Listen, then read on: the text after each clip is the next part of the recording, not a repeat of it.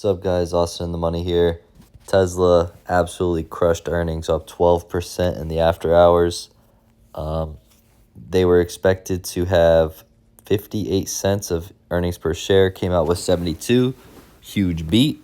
They've actually missed the last 4 quarters before that, so that was a nice beat finally. News is they've cut the cost to how they make their cars. The average cost was around here. I'll show you the article real quick. Where is it at? Gotta love these ads. They cut their cost from an average of around I think it was 35,000. They cut that by 2,400. Maybe I've passed it. Boom. So they've reduced their cost by 6% per vehicle. That is awesome. That's good for them. Their gross margins went up a lot. It went from last quarter, it was 18%. Now their gross margins are 19.8%, which is a huge quarter-over-quarter growth. And 1 year ago, it was 17.9%. So their gross margins are huge. They're becoming more profitable, more efficient company. I really do think the worst is behind us. You can see, just like Enphase yesterday, their earnings have bottomed and they are growing now. Unlike Enphase, though, Tesla actually beat on their earnings. So that's great for me. It's great for my put that I have right here. I have $490 to collect. It's a 205 put, so odds are it'll probably be absolutely worthless tomorrow, considering it expires in 2 days on Friday. So tomorrow's Thursday. It'll have 1 day to expiration. This thing will probably be worth a couple dollars.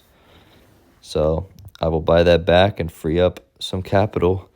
And we will see where I do with it. Enphase, obviously, absolutely destroyed. Down 15% on the day. Wow. I had 100 shares at an average cost of a little over $100. I doubled down to bring my average cost to $91. And then what did I do? Sold 91 covered calls this morning. Sold them for $280 a contract. So we're looking at $560 total. I'm already up 27% on these. So that $560 right there is almost my 2% for November. I think that's like 1.9% for the month of November. And that would be great because I would still break even with the average cost. I would still about break even and still see that unrealized loss I have of $2,500. If the stock goes back to 91 and I sell, my covered calls expire and I sell it, then that unrealized loss becomes a break even for me. So just with those two covered calls, I'm already at about 1.9% for November. And this is only going halfway through November. So November is going to be looking like a pretty good month.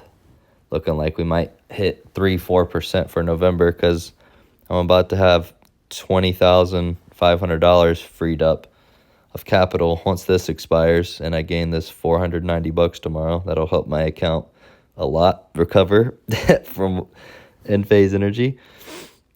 But yeah, I'm very glad I sold these puts this morning for $280. Already at $204. We are a little over $12 out the money. So that's good. But I might triple down on Enphase. I'm still thinking about it. I might buy another 100 shares. We're trading at a PE of around 42 on Enphase right now and a 2025 PE of 22. So 2025 is going to be a great year for Enphase. 83% growth. I think originally they were expecting over 100%. Now it's around 83% growth they're expecting, which is still huge. For the whole year, they're expecting $4.04 of earnings per share. And in 2023, their best year they ever had was $4.95. and next year they'll be at $4.04. So next year they almost will have fully recovered by then. So 2026, I would expect to either be, tying their 2023 year or even possibly going above that and hitting new records. And just saying, we were trading over 300 at that time, so I think, mid 100s for the end of next year is very, very reasonable. I feel like this stock has way more upside than it does down. The downside, I feel like it's limited now. You're limited on downside. But I feel like the upside, there's so much more room. Your risk to reward ratio with Enphase right now at $78, very good risk to reward ratio. Something that definitely makes me want to consider buying another 100 shares to average down even more. So maybe if I could bring my average down to like 86, 87, then I can start selling 86, 87 covered calls, which would bring me even more premium because they're closer to at the money. So that is most likely going to be what I do. We'll see. I'll probably sell them either tomorrow or Friday if I do make that decision. Or maybe I will look at some other companies, see what else I see. If I see any good deals, really wish SoFi would come back down to the sevens so I can scoop me up some shares right there, man. That would be perfect. 764. I'll take it.